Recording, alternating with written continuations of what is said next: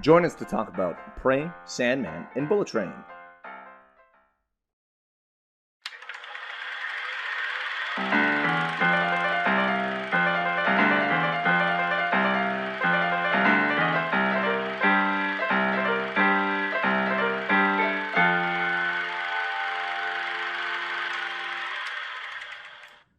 And we're back with Lobby Concessionals, the movie podcast where nobody's right and everybody is wrong. That's Brendon and I'm Parker. Make sure you follow along, like and subscribe, check out our socials, and we have a website that Brendon puts time and effort into that I don't visit. So maybe visit it. And maybe I don't actually put that much time and effort into it because nobody visits it. See, then maybe give them a reason to start putting effort into it. Give me a reason to do the work. We are once again joined by Alison. Hello. Welcome back again. Thanks. Do we have to keep talking about the fact that you must be miserable doing this, or is it just assumed at this point? I feel like it's just assumed. Okay. Everyone knows. Okay, fair enough. Good. It has been a little bit since we've done an after the credits. What have people been up to? What have people been watching? Feels like we should have more to talk about than we actually do. Oh yeah, I know for a fact what we are going to talk about already. I propositioned you both there, but it is kind of a short list considering it's the summer and usually that's the time. Oh yeah, but Yeah. I got nothing, and it was a struggle to get to this point for me. So let's start by immediately cutting out Brendon. Let's do it. and discussing Bullet Train. Okay. Alison, Yeah. you and I watched it together. We did. What was your general take on it? I thought it was hilarious and also that it was very fun. Sorry, I'm cutting you off immediately. I apologize. man. I just want to be clear for those that are watching. We're going to do a there will be some spoilers. There might be. So we can try to avoid in some cases, but just so we're aware. Yeah, caution you. Yeah. Yeah, not only was Aaron Taylor Johnson just absolutely gorgeous for this whole film. He was actually. Oh, so yeah. good looking. Was he still boring? No, he did a really good No, job. he was fun. It was about time he leveled up. He was also really cute with Brian Tyree Henry. Yeah. The two of them were partners in it. So they had a really great relationship. Yeah. And that was great. So, I didn't. I don't. The twist wasn't very twisty. I felt like it was pretty obvious, but that didn't detract from my entertainment at all. It was still, and then just some really good deadpan jokes. I think that just nailed it. Sure. Yeah, that I was pretty happy about. So, a lot of white people on a bullet train was maybe my one. Going to Tokyo. Yeah. Whoever. It wasn't a lot of Korean. There was three Japanese people. Sorry, on the train. Yeah. And so that was great, but. That is sort of one of the plot points. Yeah. At some point, okay. there is a reference to someone buying out the train, and so the only people on it are. The hired. The hired guns. Yeah. Well, but that was later. So, it is later. That's the thing. So time, half of it, it's okay, well maybe we'll give it to you that no Asians exist in this universe. But or the just like this podcast right now. Yeah. This episode. Yeah. But I really liked it. I thought it was great. I kept comparing it to The Gray Man just because I panned The Gray Man on this show, and people on TikTok were upset with me about that. There was a few. Whoa, you didn't tell me that. Yeah. We're not happy. One of the first comments, I think it was an hour after I uploaded the highlight. Yeah, and it was it's great. Don't listen to these stupid TikTok reviews. I was oh boy, okay. Don't even know the guy, with a random. So, anyway, I compared it to that in that both of them feel fairly easy action films. That's so exciting. No, hold up, and that you don't expect a lot from them. The thing is, I found Gray Man one thing the CGI I felt was that there was multiple action sequences that overused it, and I felt like it was just a blob. Like you couldn't really tell what was going on. That was not at all an issue for Bullet Train. And that's because of the director, who I cannot remember the name of right now. David Leitch? David Leitch. Yeah, Leitch. Yeah. So he was, for those that don't know, one of the John Wick guys, and then he went on to do Deadpool 2. He went on to do Atomic Blonde and then Deadpool 2. Yeah. And he is a stunt choreographer. Yeah, started as a stuntman, started as a choreographer. So very clearly, the action scenes reflect that. They are shot in a way that makes the action look good, that makes it believable, and it very much looks like it's practical, like it's actually happening. You know, so whether all of it was or not, I don't know. But the fact that I don't know is important. You know, like I felt like I really did know on Gray Man. So it's a fun action comedy. Personally, I felt that the first, probably third, takes too long to get going. There was a few characters they sort of introduce, and then they like do a bit of a flashback, and they give you some backstory, and then they immediately kill those characters. So as an audience member, I was like, well, what the hell? Like, it was strange, and it felt like, why did I get invested? Like, why did I just listen to the last 5 minutes or 10 minutes? Right. Now, there is a reason for that. It ends up being like a backstory that kind of ties everyone together.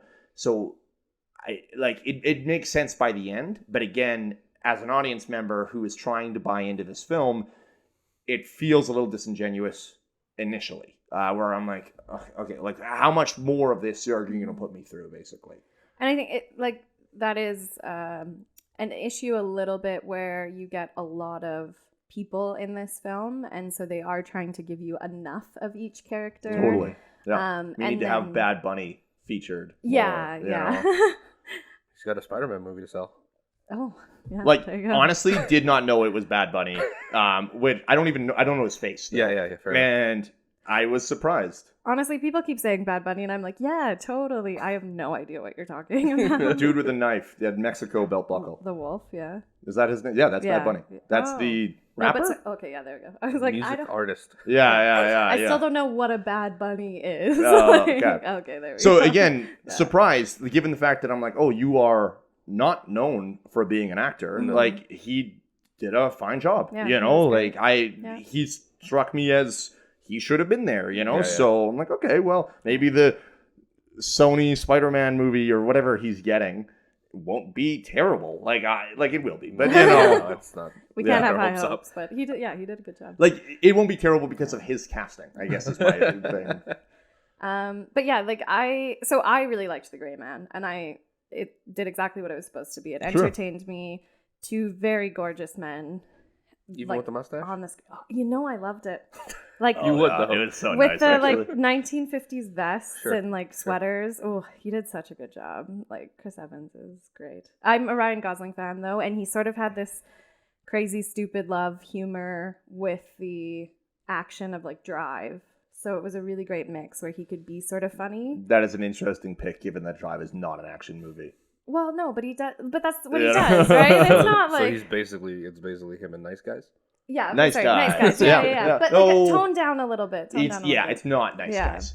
It's not as good. He's well, that's definitely true. But no, he's not as he's more suave in this, right? In Nice Guys, he's supposed to be kind of a bumbling idiot, know, But we had talked about this, where your concern was that we didn't get enough backstory on our main characters. So Brad Pitt and in Bullet Train, and then Ryan Gosling in Gray Man. Yeah. And my thought was, they're supposed to, we're not really supposed to know them very well. We get the tidbits that we need because they're assassins or they're it's the James Bond thing, right? Yeah, we aren't really supposed to have that much backstory. So we get enough of Brad Pitt to know he's going through a time. Yeah. Seeing a therapist. Yeah, wondering if he's doing the right thing, or what he needs to do with his life. I get that. And then same with Ryan Gosling. You just get enough to understand why he's in this situation. That comes down to casting, though. If you don't have two good enough dude to carry that, to carry a movie without giving you any reason to care. Yeah, that's huge, right? Well, so that's the thing, is that I don't necessarily need backstory. What I need is a reason to care about the character. A reason to root for him. And the fact that they've got Brad Pitt and Ryan Gosling incredible actors, top of their game. Maybe not Brad Pitt, maybe not top of his game, I guess, but still absolutely incredible. Both extremely charismatic. And then I'm not, like, there's a point where I'm doubting whether I'm feeling for them or I care if they die. I'm like, oh man, like someone messed up somewhere along the line. Again, whether that was backstory or just character creation in general, because I don't think it was Gosling or Pitt. Yeah. Like I don't think it was on them. Yeah. So Pitt's the only reason I would want to watch that movie. that was a massive part of the reason I was immediately excited. It was great to see him in something again. You know, it's been a while, and it was something fun. You know, like, and he seemed to be having a good time. That was one of the big things. Is I felt like everyone in the movie was having a great time. Was enjoying it. Yeah. The press tour shows as much. Yeah. Oh yeah, they're having a hell of a time on the press tour. Well, and the cast is incredible. Like they have some people like Zazie Beetz is in it, and she's not even in the movie much. But the couple moments she is, I'm like, oh yeah, you're killing it here. You know, like it's just great to have her. And Kimiko from The Boys is in it. Karen, and that was weird the too. Alexis Bledel lookalike. What's her name? Oh yeah. Joy King. Yeah. King's in it. Yeah. I'm a big fan of her, even though I can't remember her name. Yeah, and that guy from, is it Percy Jackson? Is that the guy? Yep. Yeah. You're thinking, oh god, Percy Jackson and Perks of Being a Wallflower. Logan Lerman. Lerman. Yeah. What's the Nazi hunter show? Yeah. Hunters. Yeah. Nice. The one, you know, the one where he's hunting people. Sort of. He's one of them hunters. Here we go. Just to be clear, I didn't watch the movie because I had felt I'd watched all of it by watching the trailer 100 times. Yeah. You had showed me the trailer here. Sure. And I was like, that looks amazing. Yeah. And then for the next couple months, I saw it twice a week. Yeah. In theaters.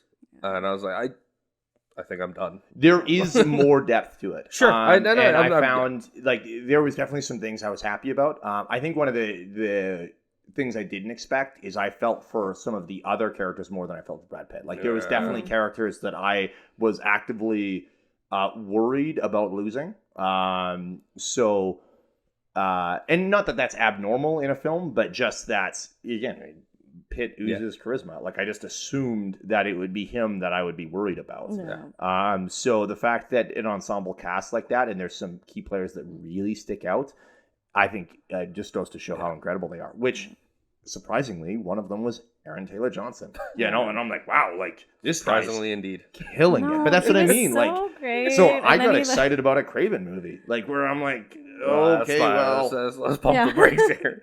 I'm just saying, I fully thought I would just be underwhelmed by Aaron Taylor Johnson, but I thought he was great. Yeah. I don't know, like, I don't think he's given you any reason to be underwhelmed. Oh, that's a lie. What movie? I think it's just I haven't seen him in a while. I liked the other thing, and Godzilla. I really liked him in Godzilla, actually, but I really like that movie. But he sucks in Age of Ultron. I get, you know, like he's just not great. No, maybe granted, he shouldn't be like a character and he's like actor. mostly fine in Kick-Ass. He's not. Yeah, it's his breakout. In fairness to him, right? Like that's his moment where he. Nowhere Boy, Anna Karenina, like. You are listing movies I have not seen. Oh, so. Wow. Watch Aaron Taylor Johnson.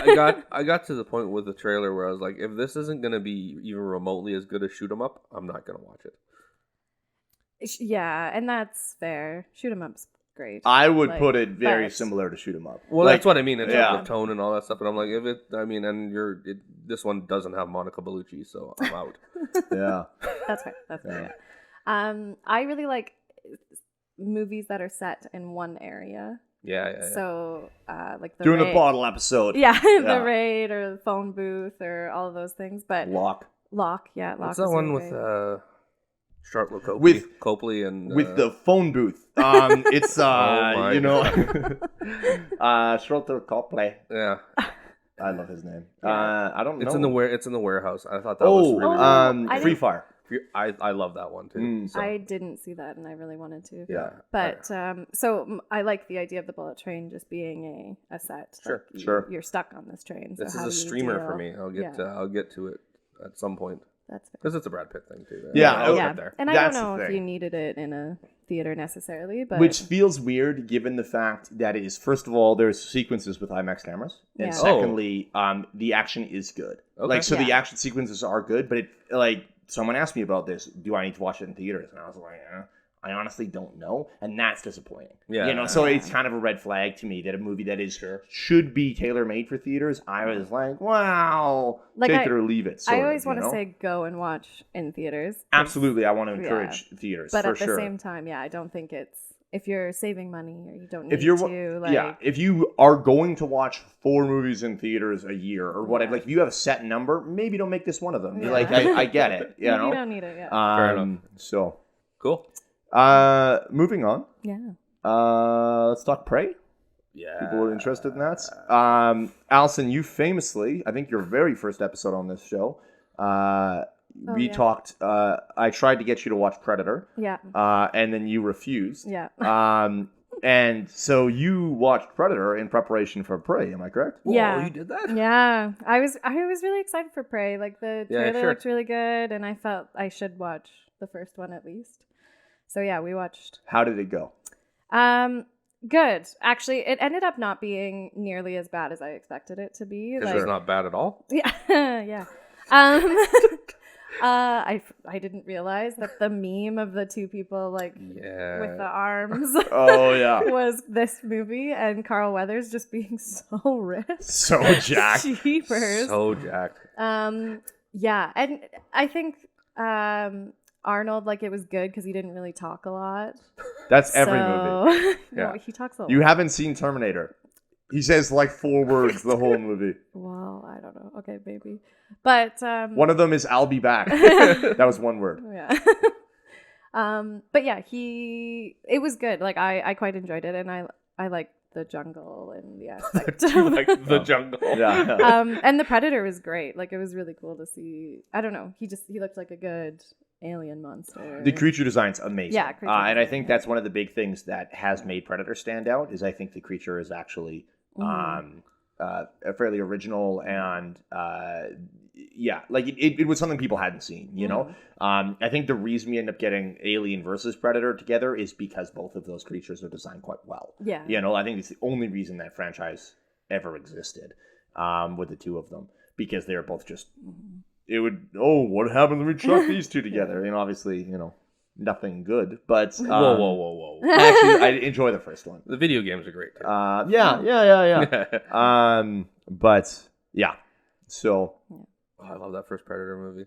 I really enjoy it, and so I think that's like even shows how much I loved Prey, because I think Prey is a better Predator movie. I think Prey is the best Predator movie. I know. That's what I'm saying. Here's my issue with it is I don't know that I have a good argument against it. Yeah, right. Now, granted, Predator set the tone, right? Like, so the reason Prey can be a better Predator movie is because we already knew what a Predator movie was, right? Yeah. The first one had to do that. So, at the very least, the best argument I have for it is it trailblazed a little bit in terms of they had to come up with the creature, they had to come up with a format, because Prey matches a lot of that. Like, it's without being a remake, it's kind of a remake. Like, there's a lot that there's very beat for beat stuff and with the story, so that would be my one big argument, is that Predator did it first, right? Predator walks so Prey can run. Yeah, I think it might also be one of those situations where if Prey is a better movie, I just don't know if it's as memorable a movie. Like, Because it's not original? It's not as quotable. It's not memeable. But I mean, and I don't know if that's an age thing. Obviously, had to be there for it, kind of a thing. Yeah, I think some of the reason Predator becomes memeable is because they took themselves seriously, and it's objectively ridiculous. Like, that handshake thing, again, was supposed to be taken straight up, like no blinking. Like, seriously. Did you laugh out loud when Jesse Ventura says "ain't got time to bleed"? Yeah. It's incredible. It's my favorite line in almost all of cinema. There was a couple lines where I was like, I don't think I'm supposed to find that hilarious. And you're right. It's dead serious. Sorry, hold up. Favorite line in almost all of cinema. Yeah. Like, better than "It's Morbin time"? Stop that. Stop that. Shut it down. Yeah. I'll walk off set. Oh no, Patrick. You are the American Psycho. I just want to go back to every one of Jared Leto's movies and put in fake quotes, and people won't even know. No. That's the thing. No, maybe we'll do like a weird meta thing where we have an episode where we only talk in Jared Leto quotes. Have a full conversation. Yeah. So I'm just gonna gush about Prey for a second. Dan Trachtenberg, the director, incredible. I looked it up ahead of time.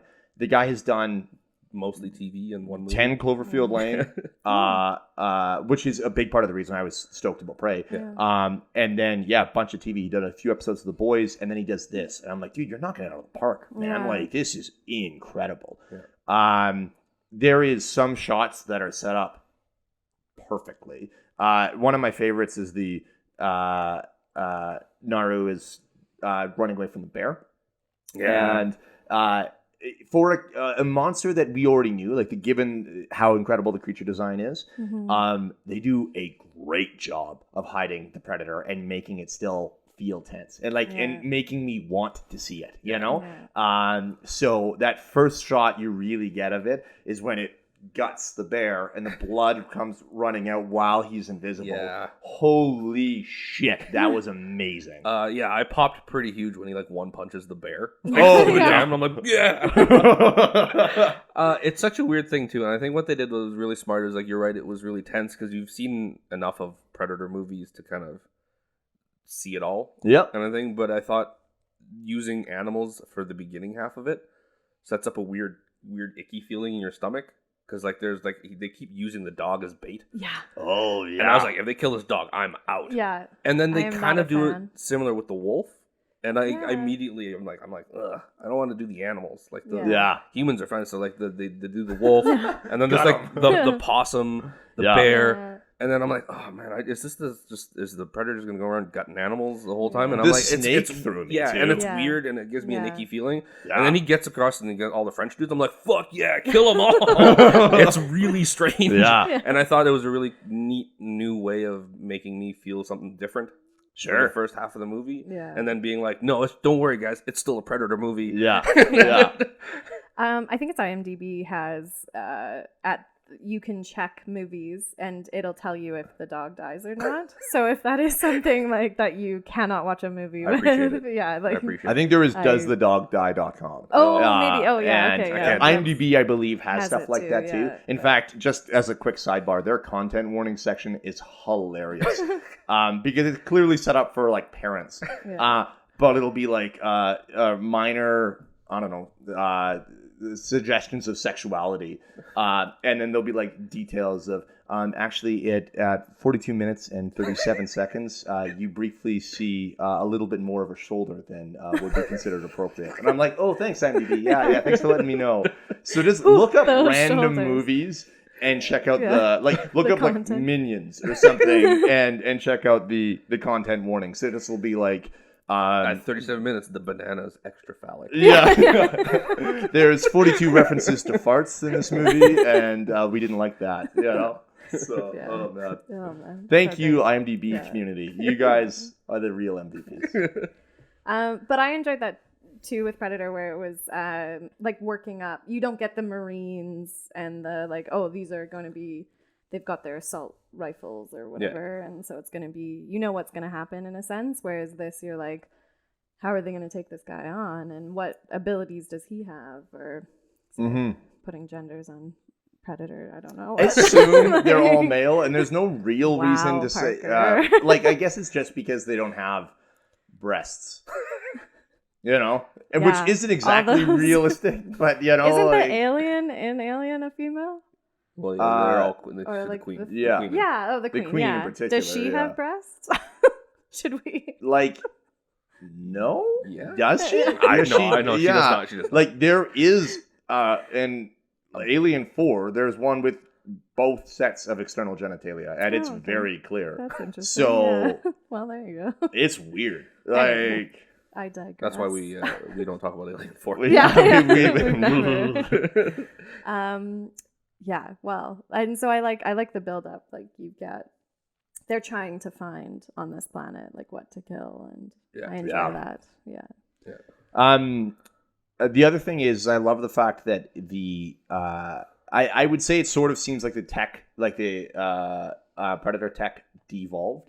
But what I was realizing is, like, they still have space travel. So they definitely have the same tech that they would have in the original film, on the same weaponry. But, I like the fact that, at least in my head, since they're like a noble warrior race, they would choose to use less advanced weaponry because they're going up against guys with bows and arrows, or waiting to see what they need. Like, like, we don't see the cannon get used, like the laser, or like it shoots bolts, I guess. But we don't see that get used till like halfway through. Like, keeps teasing with a fucking dog.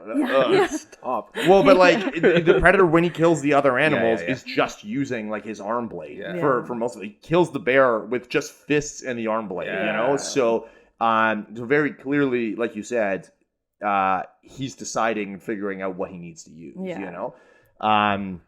What did you think of Amber Midthunder and Dakota Beavers, the two leads? Amber is phenomenal. Incredible. And that's my first real exposure to her, so I had to look her up. And I didn't know she was part of the Roswell reboot. Oh, yeah? Which is 4 seasons in. Oh, my goodness. Wow. That's the exact thing. That's what I said. Oh, wow. Number one, I was like, Roswell reboot? Yeah. I thought that lasted like a couple episodes. No, we're 4 seasons into a Roswell reboot, and she's part of it. Oh, my goodness. And she's in Legion, which I never watched. I did know of her from Legion. Yeah. And I was a fan of her in Legion. Sure. I mainly watched Legion for Dan Stevens. So I was surprised that there was other people I actually enjoyed in it. And Aubrey Plaza's in it? Yeah, Aubrey Plaza. Yeah. No, Oh, you're correct. Yeah. Absolutely. It was the two of them. But I just mean, I fully expected it to be Dan's show. There was other people that were impressive to me. Again, Amber, like, she wasn't anyone at the time. I think that was basically her first role. So to be impressed with someone on their very first is awesome. So she's great. And I immediately was like, just cast her as X-23 already. Oh yeah, right. I was like, okay, yeah. Something of the sorts in my mind. I never stopped really casting for superheroes for movies I'll never watch. But and then her brother is the other one. Is Dakota Beavers. Yeah. And he was fantastic. I was choked. Floored about him. Honestly, I kind of first of all, I didn't expect him to be in the movie quite as much. Like, I knew that there was a relationship there, but I thought that she was basically going to go off to hunt, and then it would just be her. Based on the trailer, 1v1 the Predator. But I love the fact that, first of all, she didn't, because there's lots of people already that are upset about the sexism, or like a woman takes down the Predator, but like. It's a build-up to it. And it's very clearly not just her. She has to work a lot to get to the point where she's able to take it down. And the groundwork is laid. Like, her brother does a lot. And he was incredible. All of the scenes with him were great. And I think this is his acting debut, basically. Is it? That's crazy. He's so slick. Yeah. And I don't know if that was a choreography, because... And that's another thing I really enjoyed was choreography. I thought they kept giving us new stuff, like the way he used his shield. Was rad, super cool, and stuff like that. So every time I felt like I was falling back into a Predator movie, they gave me a little bit something to be like, oh, nice, totally. Always felt like something new. Sorry, Alison, do you just have something to add? No? Well, I was just going to say, like, I didn't think I would be as invested, especially after, like, not only having watched the one Predator and not really having that connection with it or that nostalgia to it. But I don't know if I was just overly emotional. Like, I cry a lot at movies and in general. And I don't know. Yeah, I don't know what happened. But by the end of this movie, like, there were tears, and I was pretty stoked. I was like, oh, this was great. So I was pretty shocked. Did we do a spoiler warning already? We did do a warning that there was probably going to be spoilers, so we'll just what? Are we actively avoiding? I don't know. We haven't really said anything yet, but now is a spoiler warning again for Prey. Yeah, I mean, I got pretty choked up with the brother. And because I literally 30 seconds before that, I'm like, if they off this dude, I'm gonna be really upset. And then they just did the circle pan with the two of them standing back to back. I'm like, damn it.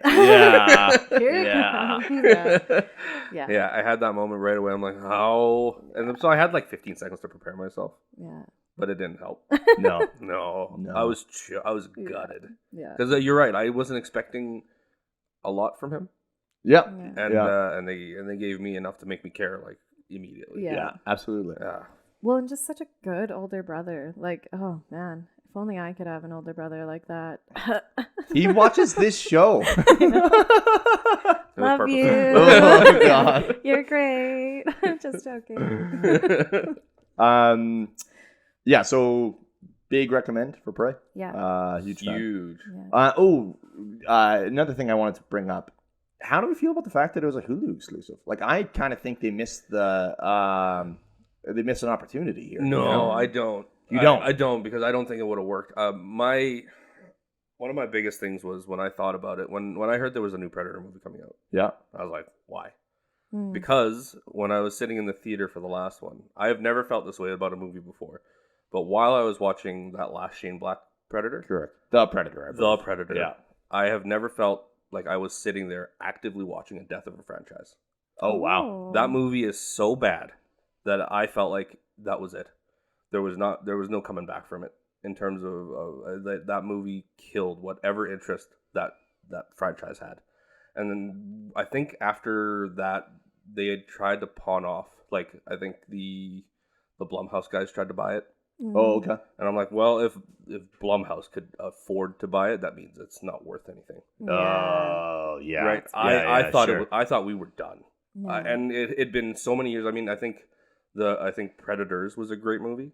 That's the Adrian Brody, Topher Grace one, and I thought that was really great. I don't know if it really made it huge in terms of box office or anything like that. It very clearly wasn't enough to boot a franchise or anything, even though I think they wanted to. They wanted to, and obviously it didn't work out, and then, we had to wait 10 years, and we got the Predator, and it was bad. So I thought we were done.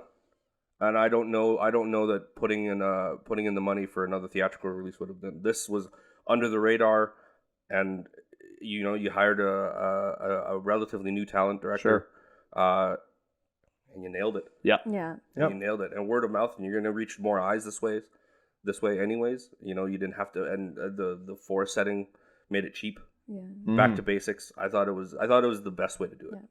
Yeah. From somebody who thought we would never see a Predator movie again. Speaking of setting, for us, it's very important because it's Alberta. Yeah. Right. Shot just outside of Calgary. Yeah. I didn't know that either. Yeah. So as Canadians, and as Albertans, great. For those that are even like slightly connected to the film industry in Alberta, it was shot as Skulls here last year, so summer of 2021. Cool. Which is great. So so looking at, like, it was not that I recognized anything because I'm like, oh, a mountain. Yeah, sure. That's, You're a big hiker. So. Yeah. I'm a big outdoor person.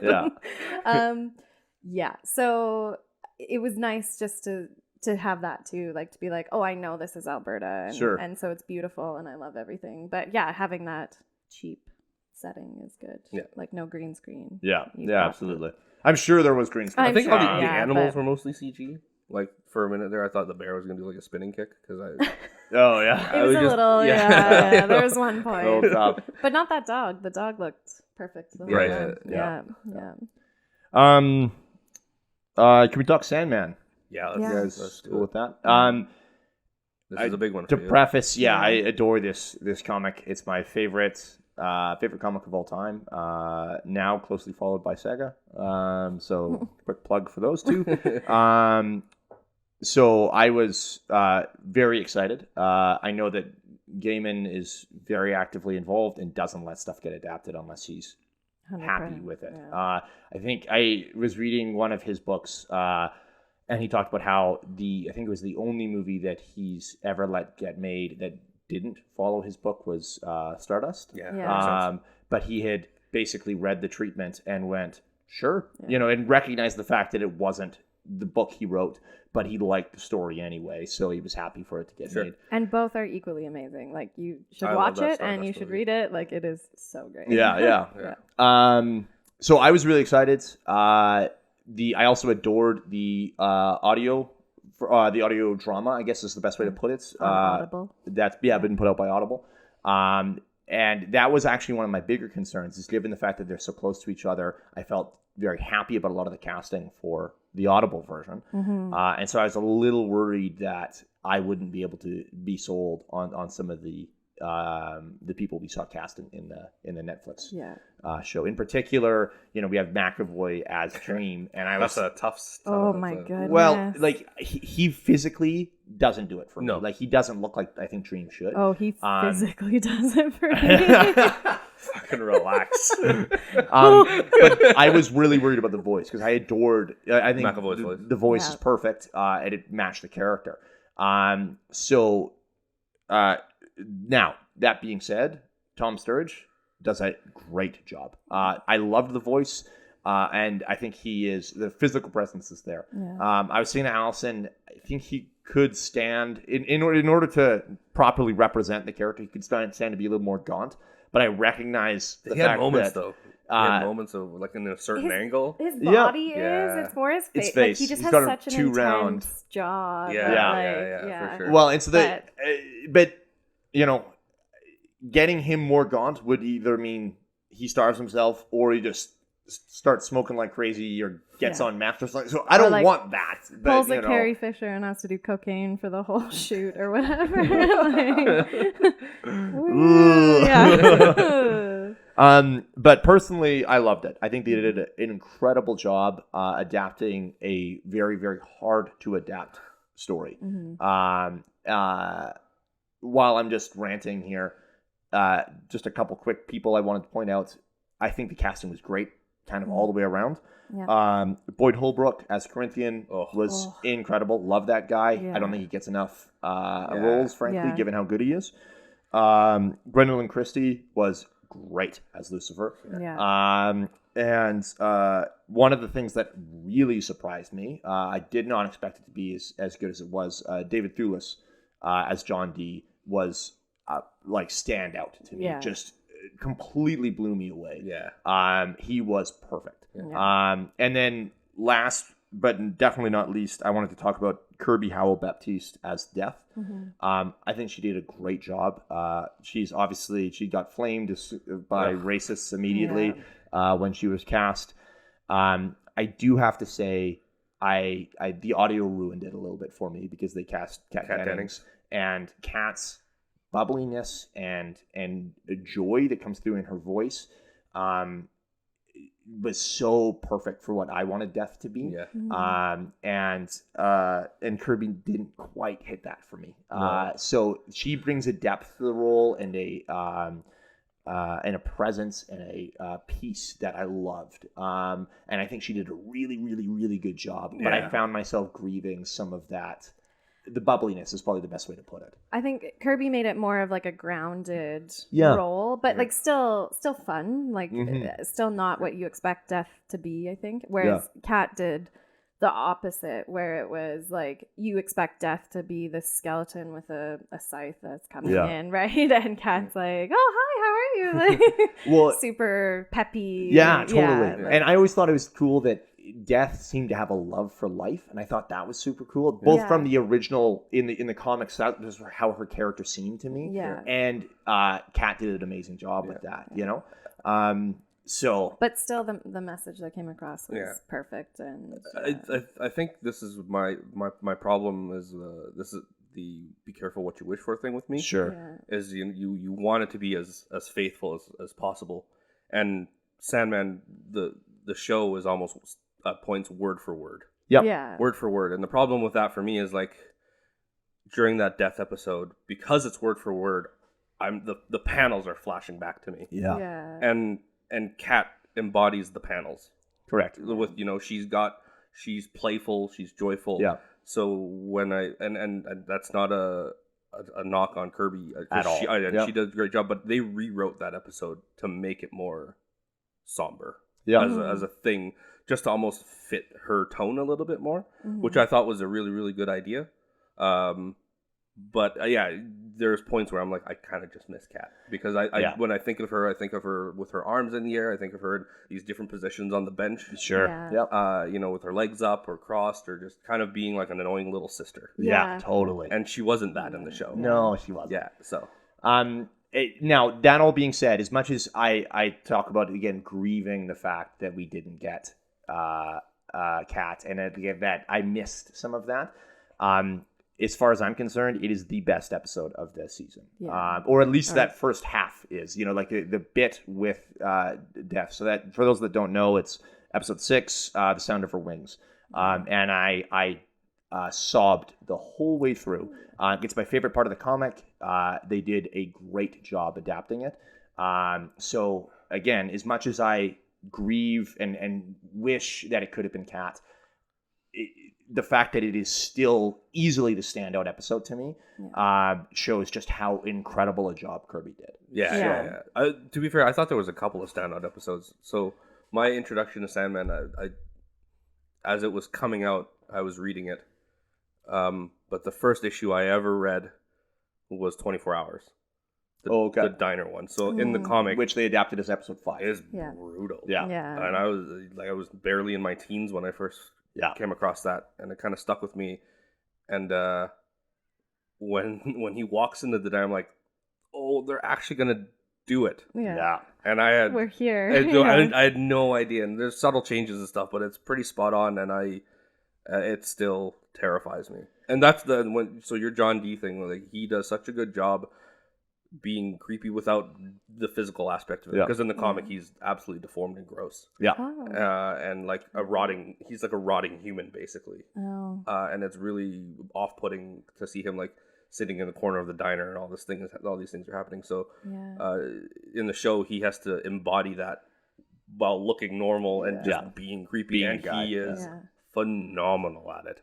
Well, and I think it's amazing given the fact that everyone knows him from Harry Potter, right? And he's not creepy in that, right? Like he's a lovable uncle, right? Yeah. And so he comes across as as an ideal uncle then for a lot of people, right? Yeah. And so the fact that you're able to fully look at him and see Lupin, but then be completely maybe not terrified, but just creeped out by him as John D is a testament to and it's from episode to episode, because when his mom visits him in the asylum, he's almost normal. Yeah. He's pretty even keel. Sure. Yeah. And then you're like, why is he here? He doesn't need to be here. And then when he by the time he gets out, even while he's in the car, he's mostly normal. Yeah. Until the cops get called, and then the light switches on, and he's immediately that guy. He's not normal before. No, you know what I mean. Like there is some stuff. There's some red flags. He literally says to her, "I murdered people." But there's red flags, but he's not sitting by himself eating a tub of ice cream watching people get murdered. People do weird things, right? Like, so there's still a sense of calm to it. Sure. But it's such a cool evolution to see him fall apart. He plays King Duncan in a version of Macbeth as well. Here we go. And but like again, that sort of father figure aspect, and so to see him just being creepy. But he's been doing that recently. Like he's in creepy stuff. Yeah, he's the husband with Olivia Colman in a show that just came out, and I forget what it's called. But I think they bury people in their backyard or something like that. Oh, wow. Like his parents or her parents or I'm not sure. But he's picking up those roles a little bit more, and I love it. Like, well, and like clearly he's a master. You know, he knows what he's doing. But I agree with what you're saying, Brendon. I think episode 6, episode 5 are best of the season. I was just gonna say really quick with the Kirby and Cat conundrum. Oh, sure. I think that is one of the problems of having the Audible and the show come out so quickly together. Like maybe if we had 5 years between Cat's version of Death and then Kirby's, like it might be a bit different. But just having such a sort of true to text version and then coming to this, and same with the way the episodes are designed based on, like, I've only done the Audible, so I haven't read the comic yet, and I keep meaning to. They are taking things out of order and putting them in the episodes that make sense with each other, right? So like the Death episode with Hob, Oh, with the hobgaddling. Hobgaddling. The fact that they shoved those two together. Yeah. And so I think that piecing, like they've done such a good job with that as well. Correct. Yeah. And then so changing characters a tiny bit just so that they fit that storyline as well, because the Audible and the comic are so like individual stories with that overall arc. Yeah. Like so sporadic, but sure, that's time. Like it's yeah. It is incredible how well a job they did adapting the comic, especially having to take out other DC characters. Yep. To make it work. Yeah, totally. Yeah. And like personally, I didn't find the other DC characters really were a heavy influence in the comic. Like they seemed like it was fun to reference them, you know. Yeah. And that's how it always kind of struck me. Yeah. But like it. Yeah, they reorganized some things. Like Alison said, you know, given that the comic is kind of a series of almost disconnected arcs. You don't see why they're connected until later. Yeah, absolutely. I think they ended up adapting 3 separate arcs in this. It's 2 volumes. 2 volumes? Yeah, only? So they did Preludes and Nocturnes in the Dollhouse. Oh, okay. Yeah. Yeah, just an incredible job. Yeah. Yeah. So I absolutely loved it. Big recommend. Yeah. Any other? Did you have an issue where, because the comic is so near and dear to your heart, you thought the show was a little bit too clean looking? No, honestly. I had it almost right away, and it was weird. It didn't detract me from liking the show or anything like that. But just, I think I'm a big Sam Keith guy, so in the first couple issues, Sam Keith is the artist. Sure. So when I think, again, because it's panel to panel, word for word almost, you see him and then you see the dreaming, the castle, and then in the books it's rough, it's sketchy, it's dark, it's moodier. Sure. And it's just had this weird BBC gleam to it, Yeah. shine to it. A little too, perfect. Yeah, a little bit too and even the Cain and Abel episode, which I adore. I love that episode. The House of Secrets and House of Mystery wasn't spooky enough. It's weird. Sure. It's just like atmospherically, it didn't feel weird or enough, or it just felt. And I'm obviously budget constraints, and I think that's what happens when you translate art to live action. You lose the artistic feel of it. Yeah. But I just wondered if you had any of that at all at some point. And I'm like, I had a little bit of it, and I'm like, I wish he was more gaunt or pasty. Yeah, or I had a little bit more. Not that he didn't have presence, because he was a massive presence, but I wish he was spookier. Yeah, or just like the hair being weird. Like I've seen pictures of it in the comics, and just but I know Neil Gaiman did an interview where he's like, we did the hair and the white, and it looked stupid. Yeah. And that's yeah. So I'm like, you know what? Good for you. Yeah. If it doesn't, you tried it. Yeah. You don't force the issue, right? Yeah, and totally. And it turned out okay. I just wish I did. So I was just wondering if. No, I had a bit of an issue, and I actually saw someone on Reddit that explained it. I thought they were using this sort of fisheye effect in some cases. Someone on Reddit mentioned they believe it was a amorphic lens that they used for some of the filming, which is apparently typically used for films that are going to be in theaters. Yeah. And so it looks a little bit better there, but because it's on a small screen, some of that, the stretching you get at the corners and that bit of that fisheye effect is a little more pronounced. Yeah. I thought, like, it bugged me the first couple times I saw it, and then I realized I wasn't sure if it was intentional. And that, because when I kept seeing it is when they were in the dreaming. So it hit me that maybe this is just, it's supposed to seem a little unreal, and it's supposed to look a little strange to your eye. So things stretching in the corners could happen in a dream, you know, like the things that are just sort of out of view aren't right. Yeah. So that was one of my things, and I haven't seen anyone mention it in terms of the creators of the show. Yeah. So my guess is that it wasn't intentional, but given how clean a production it truly was, it would surprise me if they made a gaffe like that and didn't intend it. You know? Yeah. So. Yeah. Any other thoughts, Sandman wise? I wanted to shout out to Lucian, but being an idiot, I didn't look up their name. So sorry, Lucian. Yeah. Oh, the librarian. The librarian. Yeah. She was awesome. awesome. Incredible. Just did such a good job. Yeah. Yeah. The other one that I didn't put down, but Desire.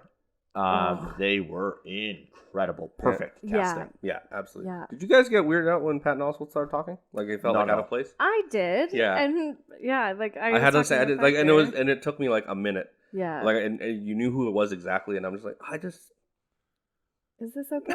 Yeah. And then it was fine. Yeah. Like, and then it was perfect casting again. Yeah. But for like a hot second, it felt out of place. Yeah. Alison, do you want to talk about this before I shoot you both down? Yeah, I was just because it's Andy Serkis in the Audible, and I just having that in my head, like it was just I love him. Yeah, He's sure. amazing. So, and I find Patton, just so. It's so clear that it's Patton. It's so Patton. It's so Patton. Yeah. And so I was struggling for a little while. Yeah. Mine was just like a hot second. Yeah. It didn't last long. I'm like, And I was like, so that whole like first episode. Oh really? My argument is I love Andy Serkis. He's got an incredible voice. Yeah. I didn't love him as Matthew the Raven because he's supposed to be just a normal dude. And Andy Serkis sounds not a normal too dude. well. He sounds too refined. Him as Alfred in Robert Pattinson Batman is perfect for me because he seems like sort of a refined British gentleman, And it struck me as odd that the Raven, who is supposed to have literally just been a human, like moments before, sort of, was this refined guy. And so I loved the fact that it was Patton, first of all, because he just comes across as a normal dude. Like, obviously it's Patton. People that know him, they're like, oh yeah, there he is. But he just seemed like an everyman to me. And then I liked the fact that he was a little out of touch and a little bumbling then, and Patton's voice fits that perfectly. I think that Patton is a better casting for that character. I really, really like it. I think you're right. And like all those things, it just still was jarring when it happened. Yeah. I think I had a moment where when I'm watching the show, obviously there's British accents, English accents, and then there's American accents, and I don't notice it. Yeah, it's weird. Sure. And then he talked. I'm like, that's noticeably American. Fair enough. So that was the weird. It was like it took me out of it for like 30 seconds. I'm like, okay, it's fine. Yeah. But for like a hot second, I'm like, that was the only thing that took me out of the show. I don't know if they use like real ravens, but I was pretty impressed because I don't think it was CG. Like we get enough close-ups with Matthew the Raven that I'm like, well, like it looks really convincing. And if they are real ravens, that was great. Like they did great. I know ravens are smart as hell. But wow, like well, and I know job. Other movies like ravens or crows, I'm not sure which they used, were trained and could do things. So that's pretty like cool. I know they exist in Hollywood. Like there are animal trainers that have them. Yeah. So it would be neat if they used super real cool. ones. It's one of those things that I'm not a huge behind the scenes guy in terms of like I don't watch a lot of the bonus features on a DVD or something.